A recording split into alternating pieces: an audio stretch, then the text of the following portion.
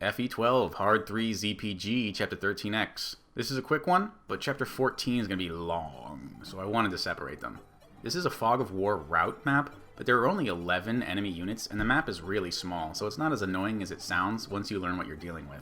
One important thing to learn exactly how the Fog of War works, it reveals a 2-tile radius around each unit and around each tile they pass through while they're moving, so you need to exploit that where you can.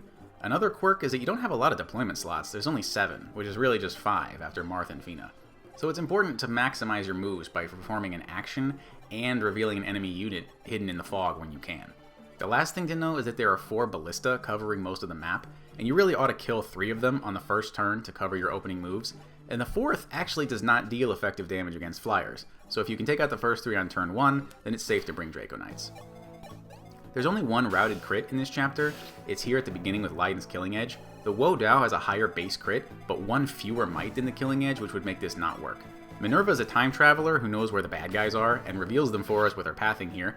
Pala comes in and shows off the Devil Axe like I was talking about last chapter. This ballista has either 11 or 12 speed, so Belf can't cover the stat variation even with Scorpio. The ballista has no resistance, so Etza lands a big hit. Athena's going to grab some defense shards for a top secret mission. I got the Virgo shard on accident, but keeping it was faster than putting it back. And Marth is going to go post W with his Levin sword.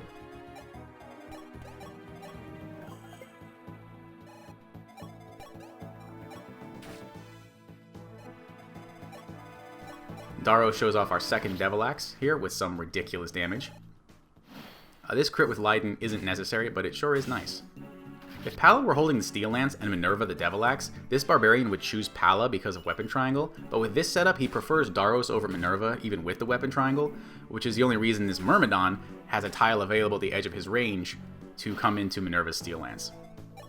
There are some stat rolls where Darros can finish off this Barbarian with Bartray or the Steel Axe, but I didn't get him. I had to go for another Devil Axe, sadly. Marth posts another W with the Devil Sword here, which I love. The Gemini shard swap was needed to cover the stat variation. If Leiden hadn't crit, he would double with the Levin sword right here for the kill, but we get to save those uses. That's nice. Fina does what I was talking about before by dancing and revealing an enemy for us, which is just perfect. Now, Leiden needs to pull the last group of enemies here, so he needs to be at full HP, but the last Ballista, the last Barbarian, and the Sniper Boss all have the same range, except for this one tile where Athena's standing. This is the only tile I can use to soak the Ballista damage without dying to the other enemies, and she's just barely able to live with the extra defense shards. A lovely final performance from Athena, Goddess of Wisdom. It's pretty frustrating that she comes back to your army so late in the game. Who could possibly have room for her in their army now? Especially since you get her in a Gaiden chapter in Shadow Dragon, which means 99% of players have never had a chance to put her on their main roster in either game. Etzel was another Gaiden character in Shadow Dragon, but at least he has a significantly more prominent role in this game. I've wanted to rant about that forever, but we gotta move on. So the boss of this chapter is a sniper, and she's pretty hard to deal with. She's got 24 speed, and she's linked to this Barbarian that Leiden just pulled, but routing a crit on turn 3 without a save tile to kill her would have been super lame. So instead, I'm going for the much more satisfying solution of exploiting the famous weakness of snipers by boxing her in with 4 units so that she can't move or attack anyone. How great is that? You came to the wrong neighborhood, Kleine, and you picked the wrong class.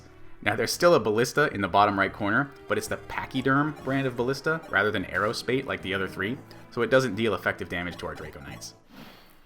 Marth is going to nab this chest with the Iode Shield, which prevents effective damage from arrows and wind magic when held by a flyer, which is just amazing. It's one of the best items in the franchise. Leiden is going to give us vision of this asshole in the corner here, and both of our Draco Knights are guaranteed to double him.